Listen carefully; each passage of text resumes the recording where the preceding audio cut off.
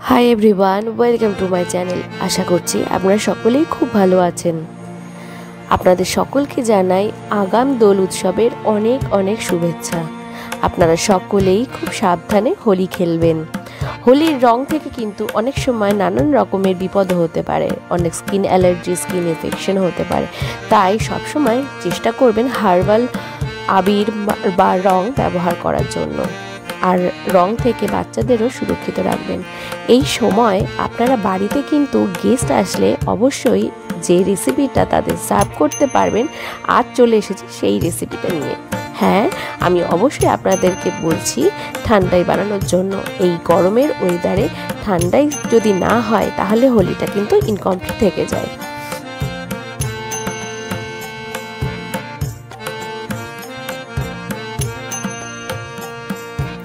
হোলির দিনে যদি একটু মিষ্টি মুখ না হয় তাহলে কি চলে? আর ঠিক সেই কারণেই আমি এই রেসিপিটা নিয়ে চলে এসেছি আপনাদের সঙ্গে। ঠান্ডায় বানানোর জন্য আমি যা যা উপকরণ ব্যবহার করেছি সেগুলো সবই আপনাদের সঙ্গে এখন শেয়ার করছি। ঠান্ডায় বানানোর জন্য প্রথমে প্রয়োজন দুধ। এখানে আমি ঠান্ডা দুধ ব্যবহার করেছি।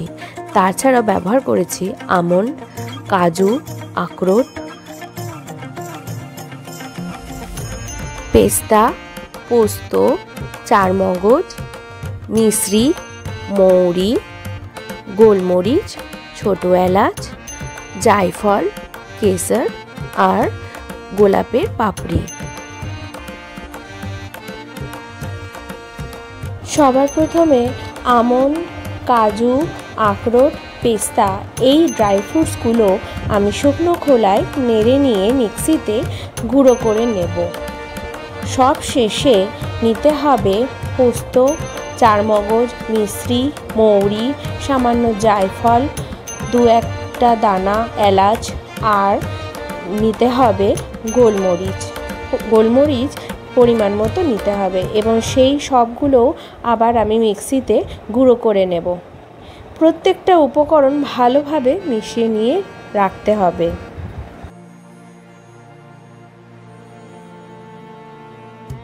সমস্ত উপকরণের এই যে গুঁড়োগুলো আমরা প্রিজার্ভ করার জন্য কিন্তু ফ্রিজই ব্যবহার করব। ফ্রিজের মধ্যে এই মশলাটা রেখে দিলে আপনি অনেক দিন পর্যন্ত ব্যবহার করতে পারবেন।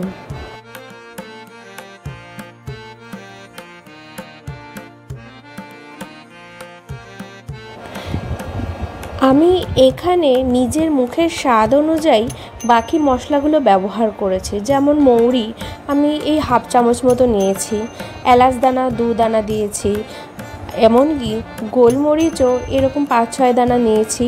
তার সাথে জায়ফলটাও সামান্য পরিমাণে ভেঙে দিয়েছি। আপনিও আপনার মুখের স্বাদ অনুযায়ী এগুলো ব্যবহার করবেন।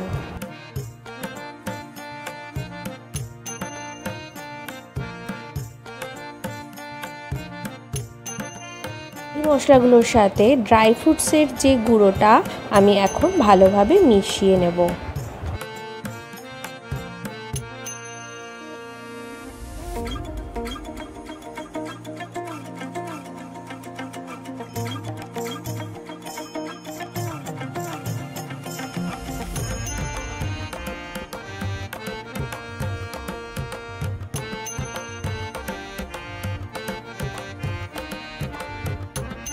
ঠান্ডায় বানানোর জন্য এই যে মশলাদার মিশ্রণটা তৈরি হয়ে গেছে।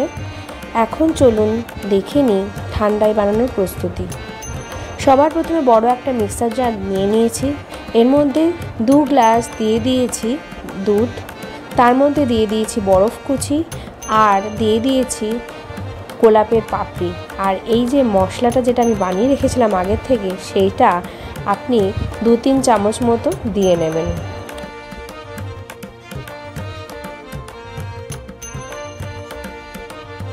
আর উপর থেকে দিয়ে দেবেন কেসর।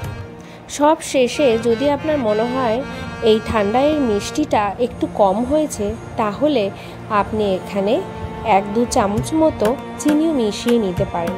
ব্যাস, মিক্সিতে ঘুরিয়ে নিলেই হয়ে গেল ঠান্ডায়। এবার সার্ভ করার পালা।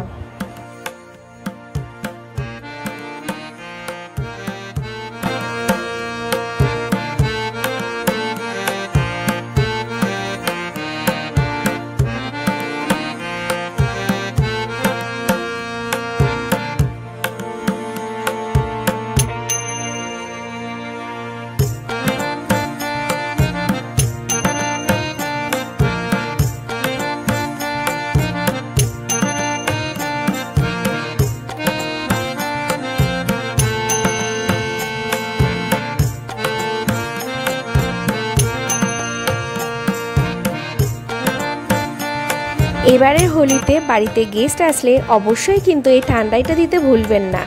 আর যদি আমার ভিডিওটা আপনাদের ভালো লাগে তবে কিন্তু লাইক, শেয়ার আর কমেন্ট করবেন। আর পরবর্তী ভিডিওটার নোটিফিকেশন পাওয়ার জন্য বেল আইকনটা অবশ্যই অন করে রাখবেন।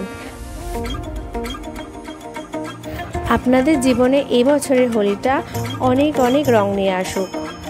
এখন তবে চলি, অপেক্ষায় থাকবেন আমার নতুন ভিডিওর জন্য। টাটা।